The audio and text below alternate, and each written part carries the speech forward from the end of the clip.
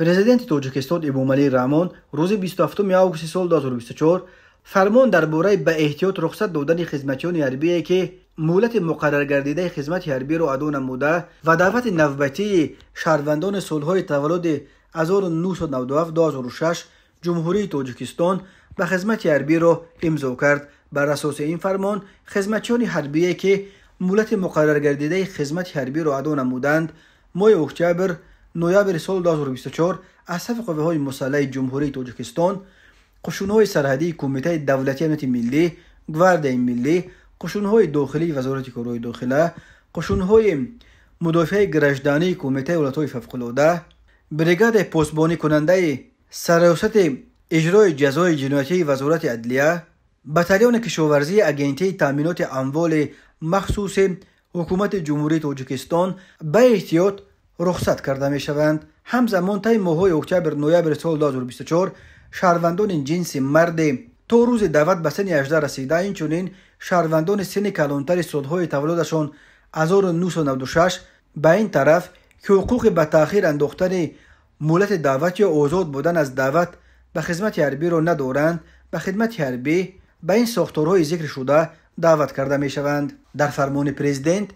به وزارت مدافعه و مسئولان کمیسیون دعوت دستور داده شده است که در نوبت اول از حساب انتخاب دقیق دعوت شوندگان صف قشون‌های سرحدی، گواردی ملی و قسم‌های حربی تعیینات مخصوص را پورا گردانند. به مقامات محلی دستور داده شد تا یک جایه با کمیسریات‌های حربی دعوت متشکلانه شهروندان را به خدمت حربی با درک مسئولیت برآمونند. به وزارت فرهنگ، کمیته کار با جوانان و ورزش و کمیته تلویزیون و رادیو امر شده است که آمادگی به رفت دعوت شهروندان را به خدمت حربی به طور وسیع انعکاس نموده خدمت حربی را همچون وظیفه مقدس هر یک شهروند جمهوری تاجیکستان ترغیب نمایند. خدمت حربی در تاجیکستان